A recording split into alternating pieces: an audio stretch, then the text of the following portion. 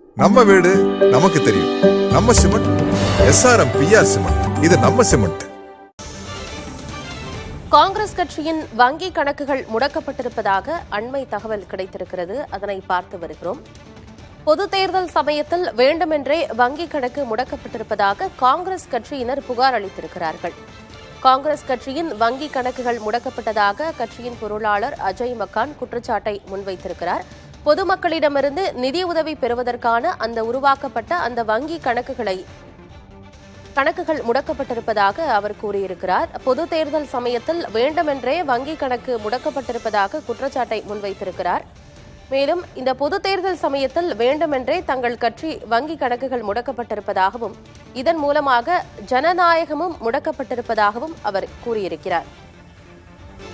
விவரங்களோடு செய்தியாளர் நிரஞ்சன்குமார் இணைந்திருக்கிறார். நிரஞ்சன், காங்கிரஸ் கட்சியின் வங்கி கணக்குகள் முடக்கப்பட்டிருப்பதாக கட்சியின் பொருளாளர் அஜய் மக்கான் கூறியிருக்காரு. என்ன விவரம்? 2018-19 நிதியாண்டுகளில் காங்கிரஸ் கட்சி வருமான வரி தாக்கல் செய்யும் பொழுது ஒரு 45 நாட்கள் வரைக்கும் அவங்க காலதாமதம் செஞ்சிடறாங்க. அந்த புகார் அப்படின்றது வருமான வரித்துறையினர்கிட்ட இருந்துட்டே வந்திருக்குது. இதுல ஏற்கனவே வருமான வரித்துறையினர் சுமார் 210 கோடி ரூபாய் அளவிற்கு காங்கிரஸ் கட்சிக்கு பெனால்டி அபராதம் அப்படின்றத விதிச்சிருக்கிறாங்க. சோ அதை அவங்க கட்டி இருக்கிறாங்களா என்ன அப்படின்ற விவரம் தெரியல. பட் ஆனா 45 நாட்கள் காலதாமதம் செஞ்சிருக்கிறாங்க இன்கம் டாக்ஸ் ஃபைலிங்ல அப்படின்றத அவங்க சொல்லியிருக்கிறாங்க. சோ இதன் காரணமாக காங்கிரஸ் கட்சியுடைய வங்கி கணக்குகள் அப்படின்றது வருமான வரித்துறையினர் சார்பாக முடக்கப்பட்டிருக்கிறதா காங்கிரஸ் கட்சி அதிகாரப்பூர்வமாகவே அறிவிச்சிருக்கிறாங்க.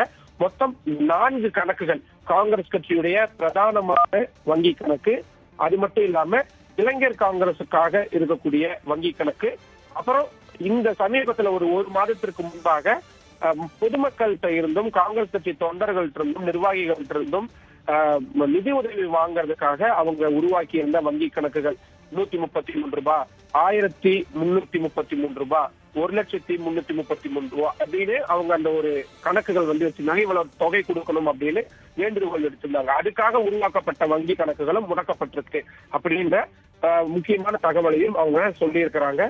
இது மிக முக்கியமான விஷயம் என்னன்னா, நாடாளுமன்ற தேர்தல் நடக்கக்கூடிய சமயத்துல, நெருங்கி வரக்கூடிய சமயத்துல காங்கிரஸ் கட்சியுடைய செயல்பாடுகளை முடக்கிறதுக்காக தான் மத்திய அரசு வேண்டும்னே இந்த மாதிரியான நடவடிக்கைகளை ஈடுபட்டிருக்கிறாங்க அப்படின்னு பாரதிய ஜனதா கட்சியை கடுமையா விமர்சித்திருக்கிறாங்க. இது வெறும் காங்கிரஸ் கட்சியுடைய அக்கௌண்ட் மட்டும், பேங்க் அக்கௌண்ட் மட்டும் ஃப்ரீஸ் ஆகல, இந்தியாவுடைய ஜனநாயகமே முடக்கப்பட்டிருக்கு அப்படின்னு தான் நாங்க பார்க்கிறோம்.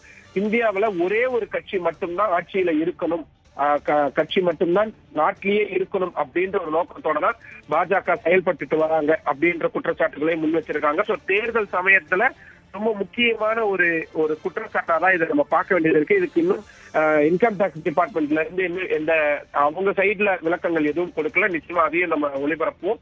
பட் இப்போதைக்கு காங்கிரஸ் கட்சி சொல்லி இருக்கக்கூடிய அந்த குற்றச்சாட்டுகளும் அவங்களுடைய வங்கி கணக்குகள் முடக்கப்பட்டிருக்கிறதும் அப்படின்றதும் ரொம்ப ரொம்ப முக்கியமானதா இருக்கிறத பார்க்க முடியுது.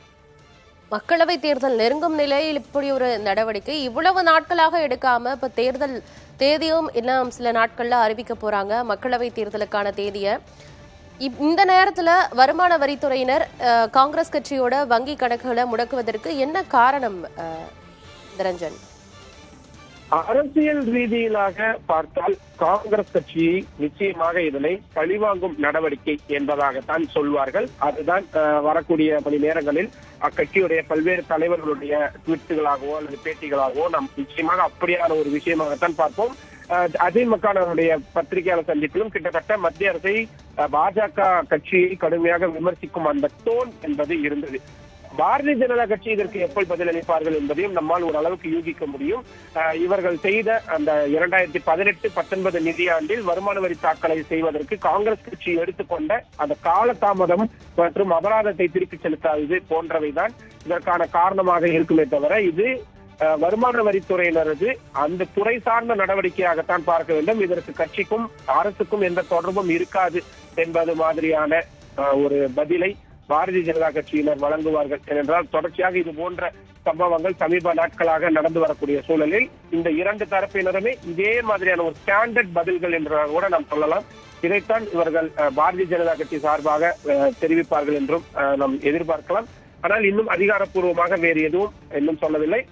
காங்கிரஸ் கட்சியுடன் சேர்ந்து அதன் கூட்டணியில் இருக்கக்கூடிய இந்தியா கூட்டணி கட்சி தலைவர்களது நிலைப்பாடு எவ்வாறு இருக்க போகிறது, அவர்களது கருத்துக்கள் எவ்வாறு இருக்க போகிறது என்பதை முற்று நோக்க வேண்டியிருக்கிறது. தகவல்களுக்கு நன்றி நிரஞ்சன். நம்ம வீடு நமக்கு தெரியும். நம்ம சிமெண்ட் SRM PR சிமெண்ட். இது நம்ம சிமெண்ட்.